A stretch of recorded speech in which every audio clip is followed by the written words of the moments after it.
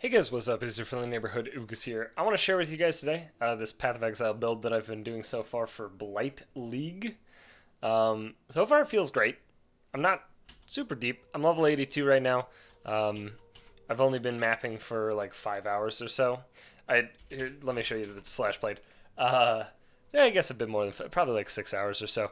I take a long time to level, so as you can see, it was probably around 9 hours of leveling. But this build is pretty cool. It's popcorn skeletons, I guess, is what I'm calling it. I don't know. Other people have already done it, and I'm sure they've called it different things. But I like calling it popcorn because they pop.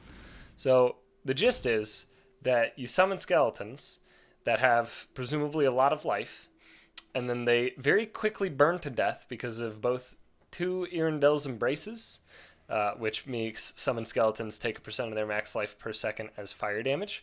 And on top of that, I have linked Infernal Legion support, which, by the way, you can level it up to 20 without worrying, because the only way that this gem reduces the fire damage taken is from quality. So as long as you don't quality it, there's no downside, and strictly this makes them burn for 40% of their maximum life as fire damage per second, take that much.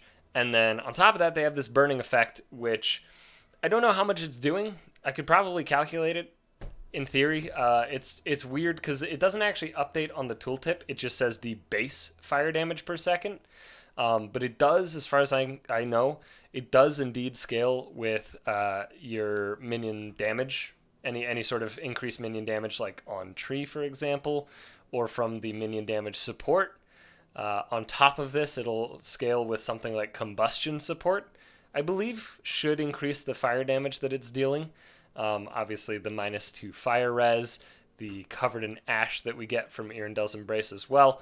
It scales it to pretty significant amounts. Now, it doesn't stack per skeleton, but it does actually help kill off stragglers and packs. So that's the core of the build, is this, right? They burn to death in a bit over a second. Not too bad. It'll get a little bit faster when I do replace these Erendel's Embraces with slightly better rolls on the max life. It can be up to 30% of their max life taken per second. So, and surprisingly, Erendel's is like weirdly cheap this league. I would have expected it to be a bit more expensive. The rest of the build has no uniques involved at all. As far as flasks are concerned, these are probably not optimal, but they feel fine for right now. I do like having a mana flask because we are indeed at mind over matter, which is why I'm not reserving any mana. You might also notice that I probably have some other skills on my bars that don't really... they're not out right now because I just logged in. So, we have a Carrion Golem, who's great, because Carrion Golem is actually so strong. I'm actually going to kind of alter my original plan a little bit and steer a bit more in the way of Carrion Golem. Right now, I just have it on a 3-link, including a pretty bad 3rd link of Melee Splash, and even then, the Carrion Golem is doing some fucking work. On top of this, Carrion Golem gives 27 to 41 additional physical damage to non-golem minions. That's currently how it is at, quote, level 20. It can get up to 22 because, of course, I am a Necromancer, so I have +2 to all of my minion gems just on the Ascendancy. So it's a lot of flat fizz added to my other minions. On top of that, skeletons have this really weird thing that I don't feel like anybody sees. It's the second to last line there, where it says minions gain 50% more added damage. By minions, it means the skeletons. So that added damage, which currently, like I said, is 27 to 41, which brings it to 34 average. Instead of it being 34 average, it's actually 51 average added, which is significant, right? That is actually a very real thing. Now, the skeletons, obviously, they're going to burn to death very quickly, so they tend to only get like 1 or 2 attacks out, which is why I don't really have them linked with anything that improves their attacks at all, just really the minion damage support. And obviously, to some extent, the combustion support, because they also have Avatar of Fire, by the way, from Erendel's Embrace. Does a lot of things. So the supported skills dealing more fire damage also includes their melee attack when they attack. So, like, we kind of have 2 things that modify their attack, but there's a lot of kind of overlap going on with all the supports. And then on top of this, we have... allow me to raise them. A bunch of zombies, just a whole ton of them. I believe 9, but I'll try and raise 10 just to find out for sure. Yeah, it's just 9. I think it will be 10 though. Let me double check. Zombie, or no, the 10th would be at 24, I believe. Is that right? The 9th was at 20. So yeah, I think the 10th is at 24, which means that I would need to get one more actual level onto this.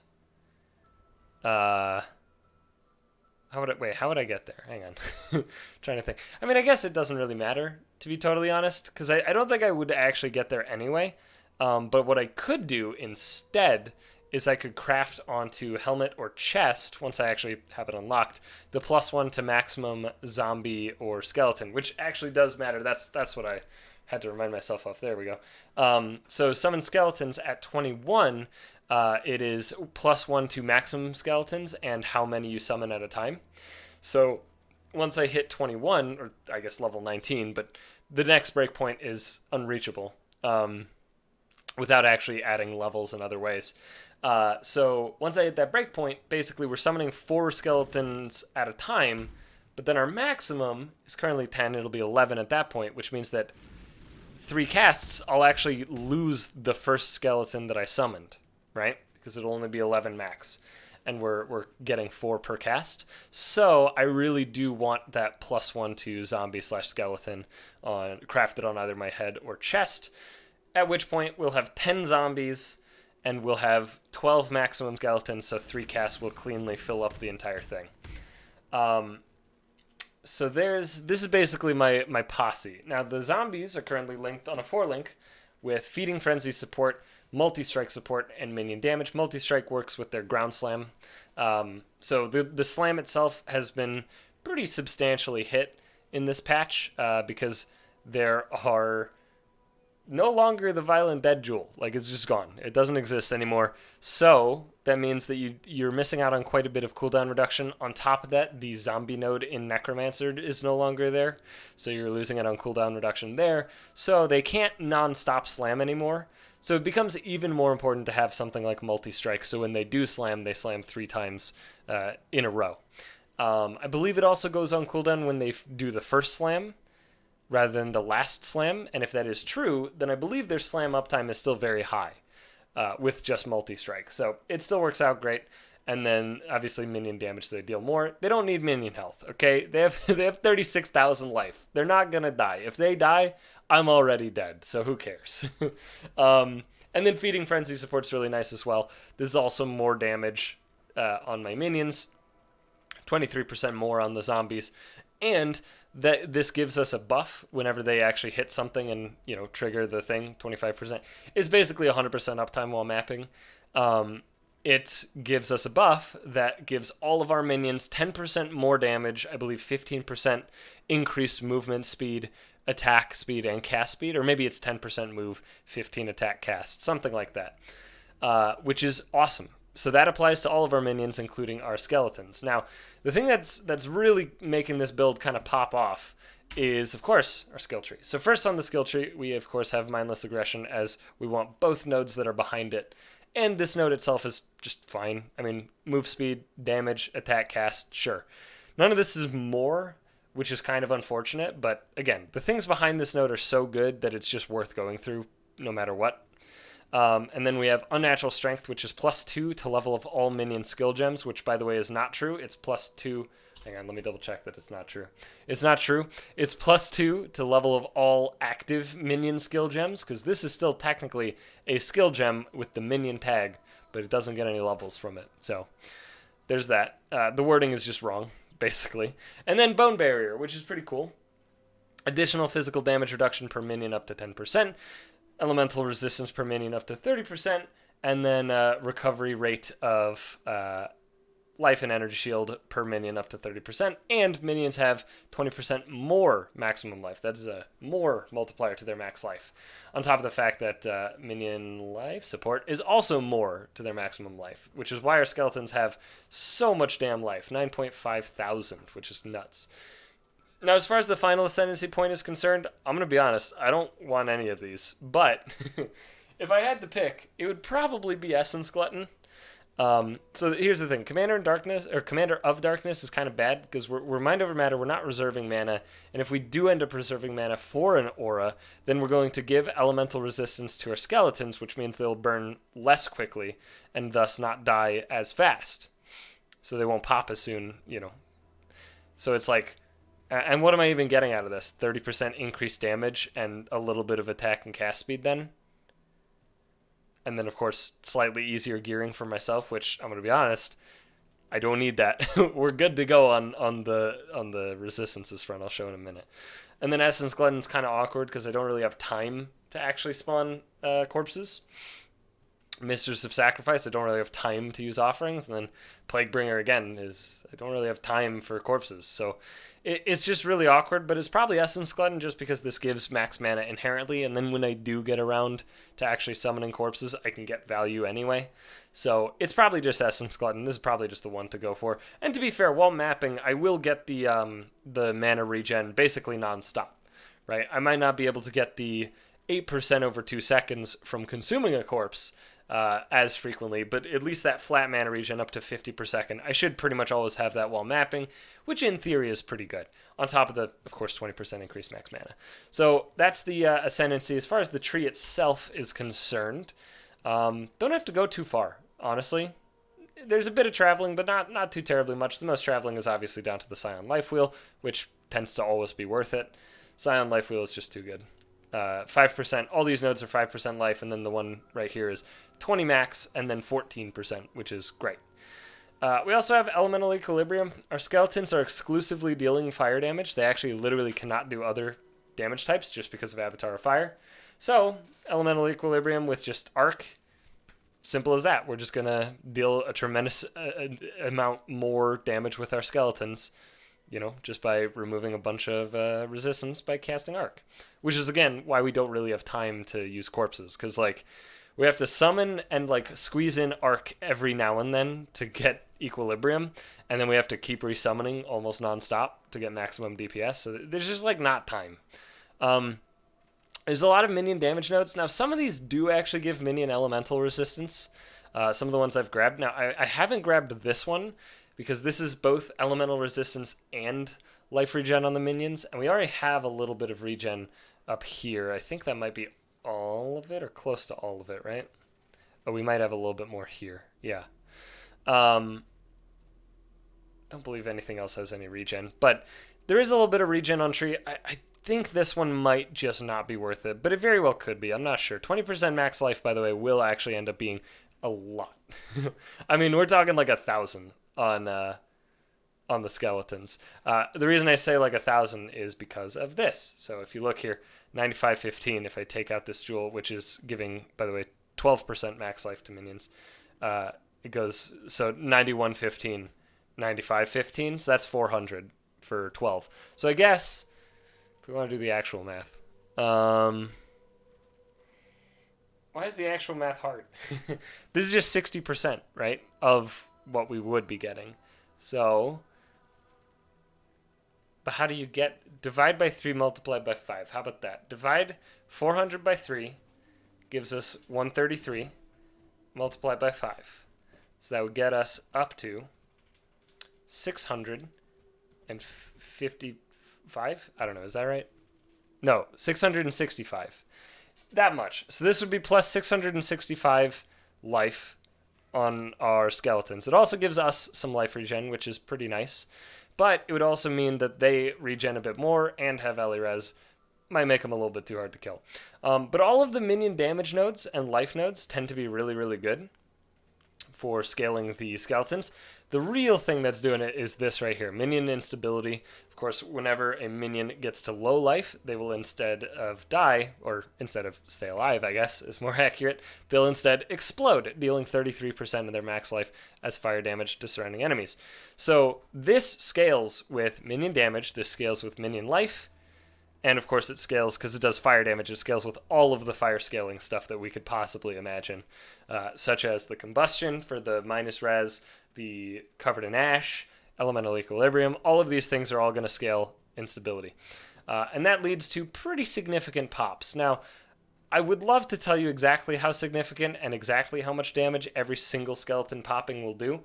I don't know that number because PoB isn't updated with all the new gems, and the calculations are way the fuck off. So, I don't know, but it's probably like 40k at least per single skeleton. And of course, we're summoning 3 at a time, and they pop in a little bit of over a second. Unfortunately, spam casting is a little bit too quick right now. We have a little bit too much cast speed, so we can't just spam cast. So we want to do like, we want to like pace it, right? Feel the rhythm, something like that. But if every single one of those pops that you heard was like 120,000 damage, and I'm talking like Shaper, by the way, like 40k to Shaper or something, it's pretty significant. On top of course, our zombies theoretically also doing a ton, and our Carrion Golem definitely doing a ton, despite being linked quite poorly. So that's what we got. Oh yeah, and also on top of the node, this Bone Barrier node, we also get Bone Armor, which is just a guard skill. 70% of the damage from hits is taken from the buff before life or energy shield. So, and this doesn't scale with anything, so it's just 2209 straight up. It just blocks 2209. 3-second cooldown. The cooldown doesn't start ticking until the buff is gone. So, unfortunately, you can't have, for example, 100% uptime. But it ends up being pretty good. It has saved me from death definitely a few times. It also ends up applying to all of the minions. I believe every single individual has their own bone armor buff. I don't think we share the 2200. If we did, it would be really bad. Also, I haven't seen myself lose it from my zombies getting hit, so I'm pretty sure that's true. Oh, also, it doesn't stop the skeletons from burning out, so that is also something worth noting, because it's not a hit, the burn. So, what else was I going to point out? Oh, yeah, as far as for where we're going from here on the tree, for the next few levels, I've pretty much got it planned out to 91, which is to say 83, we go into Redemption, right? Nice, we've made a sail. I don't like the new spots for these things. Look, these things happen, you know? In the middle of a vid, look at me, I'm recording here, dude. But you gotta make the sail, dude. That's 5 chaos that I didn't have before. Now I do. So, next point is going into Redemption. This isn't super great, to be totally honest, but it is probably just worth the 2 points, right? This into this. To be fair, this point is actually scaling our skeleton popping. This does not scale our skeleton popping at all. But it is giving a bit more move speed, a bit more attack speed, more accuracy. I'm pretty sure all of my minions literally have 100% hit chance at this point. And then the damage that we get, the generic increased damage, is obviously irrelevant. But this node is probably still worth it. And then the next points after that, the next 5, I'm just going to go int, Golem life buff, Golem commander, right? I'm just shooting for this. Sold. There we go. So the reason I want this is the buff effect. This gives 70% to the buff effect from Carrion Golem, which I'm pretty sure is the physical damage to non-golem minions. So 70% on top of that, on top of the fact that that's also then going to be multiplied for the skeletons, is significant. On top of that, it gives us another Carrion Golem, and also gives us a bunch of Golem life, which he really doesn't need. Again, this is like, see, 28.7 thousand already, so this will probably break the 30k mark. Maybe, I'm not sure. Probably, though. But we'll have 2 Carrion Golems. Doesn't mean that we get double the buffs, but it does mean that we are going to have 2 very, very strong minions in the 2 Carrion Golems. So that's where I'm going. That'll get us to 91, then probably 92 is this life node. And then assuming that we go anywhere beyond that, we're either going to be grabbing like this jewel socket for 3, which I'd say is pretty unlikely. More likely just life nodes to finish out. So let's actually show how it plays. I'll have to do a little bit of mapping. I haven't gotten super far in maps.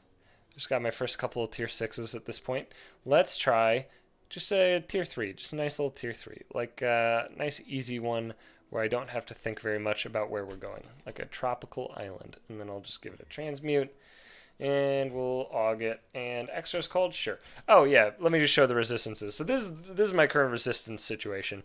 If I had no minions at all, my cold res would only be undercapped by 7%. But because I have, all these minions out, and this node is crazy, we are very capped. So I am like very okay dropping a ton of resistance on any of these pieces if I replace them. So also, again, worth noting, like, none of my shit is super final, right? Like, I'm only on a 5 link on our skeletons. I don't have any support gems for my Flame Dash. Like, I could probably have faster casting on there or something. Arc itself also has no supports. Probably want faster casting there. Again, my Carrion Golem is pretty poorly supported at this point. It's on a 3 link, and of the 3 links, like, of the 2 supports, one of them is just terrible, so that I have intended to replace at some point, but just haven't gotten around to yet. So there is that. But the playstyle is a little bit aggressive for a minion build. I do have to be basically in the front most of the time. The zombies will always trail behind me. The Carrion Golem is the same way. The skeletons I can put in front of me without any issue. The trouble is that they're not actually clearing the packs until by the time that I'm actually like getting through it. So it's a little bit spooky at times for sure, but it's not like I'm gonna die most of the time. I have died a few times, but not significantly. This build, to be totally honest, this build is probably pretty hardcore friendly. Obviously, if you were doing hardcore, I would probably drop the leftmost like Templar area minion wheel that I'm 1 point away from like finishing. I would probably just drop that and get more life nodes, to be honest, if you're going hardcore. And then as far as gear, of course, you're probably just shooting for a lot more life on gear in general. Probably even more mana on gear to make Might Over Matter better. Alright, let's do this Cassia shit.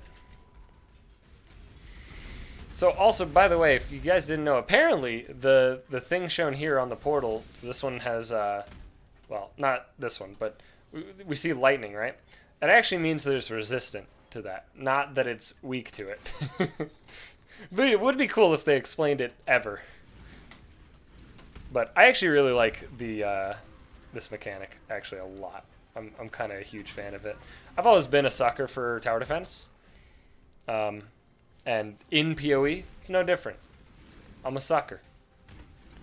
Alright, let's just upgrade our minion tower. I like to go minion and cold towers. Tends to work pretty well. Sometimes I'll grab the seismic tower and fully upgrade it. The fully upgraded seismic tower is really, really good at delaying. It slows down the enemies so fucking hard. And I really like the these guys, the little gyrocopters, which, by the way, totally looked like skeletons when I first saw them. Just skeletons with, like, swirly arms just flinging around everywhere. Probably not going to get anything exciting, unfortunately. These chests are pretty lame. Alright. So what is nice, though, about this build is, even though I do have to be in the front most of the time, I do have bone armor, so it's a lot harder for me to die. And that was the map boss, by the way. Ooh, nice. I'm glad I killed it. I was about to leave, but I was like, yeah, I'll kill it. So, I mean, there's a map. You got a taste for it, right? You see what's going on. It's not crazy. It's not super over the top. Oh, wow. That is an interesting scepter.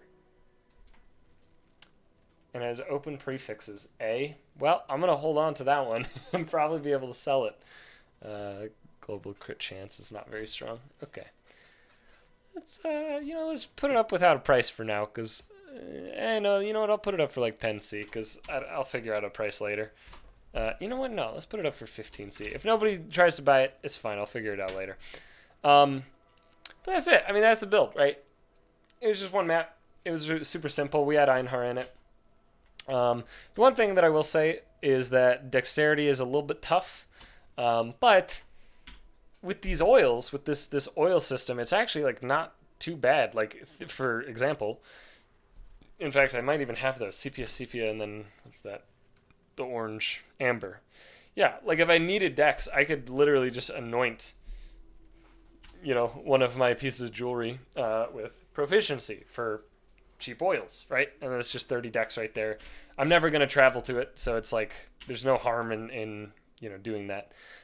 As far as what I would personally use oils for right now, first of all, I think this would be great, except that gold oil is worth almost 2 exalts right now, so probably not that one. But, but, also traveling to this is fine, because you're getting 2 pretty good nodes leading to it.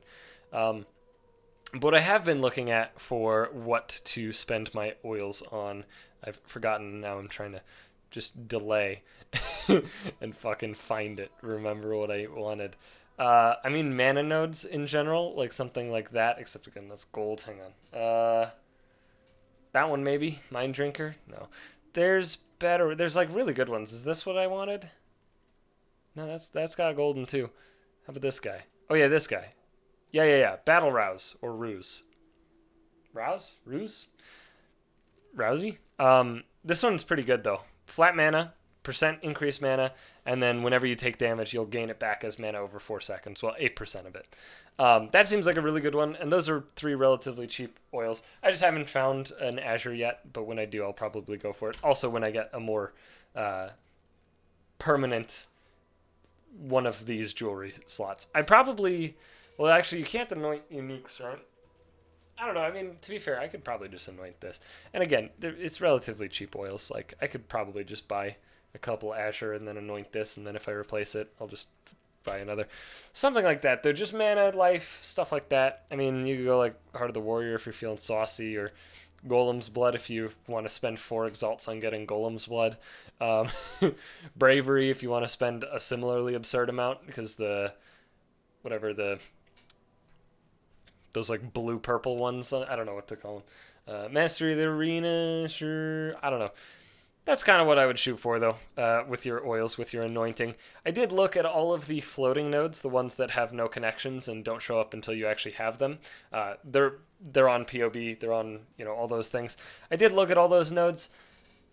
None of them are really good for this build, to be totally honest. Like, there's a couple that are okay, like the Transfiguration of something or other, are pretty reasonable, but I wouldn't freak out about them. And I assume all of those probably take more expensive oils, or more rare oils is more accurate, I suppose.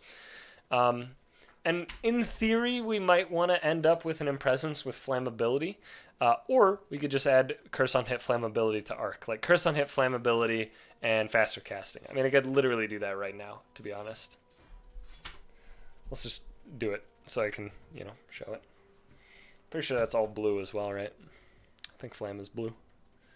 Blue. Flam. Curse. On hit. Faster casting. Perfect. So, bunk, bonk, bonk. Alright, so that's probably it, right? That's good. Because you want flammability, because it'll help out with the ignite chance, but also the minus fire res, right? So we're stacking a lot of things that make this a lot stronger. And that cast rate's fine. Obviously, as faster casting levels up, it'll get a little faster. So, in theory, on a boss, we might even just, like, start the boss, assuming that there's no setup time. We just go get, and then boop, boop, boop, boop, boop, boop, boop, boop, something like that, right? And that'll give us long enough time. The equilibrium will probably fall off a lot sooner, but the curse itself should last quite a while. Yeah. So, anyway, that's the build. Also, if you guys are like, oh, look at that sick-ass MTX. What's this guy doing?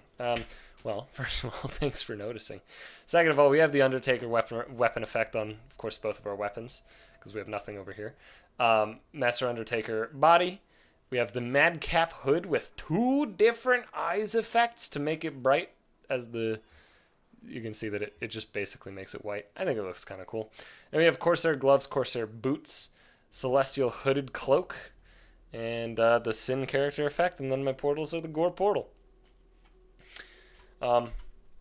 That's it. That's all we got. So thanks for watching. Hope you guys enjoyed. I'll probably do an update video, assuming that I actually continue playing this character and do Shaper and Elder and stuff like that. And I'll let you guys know how those go. I have a feeling that it'll go very smoothly, considering how strong this has felt so far in the mapping process. So Thank you again for watching, and I'll see you guys later.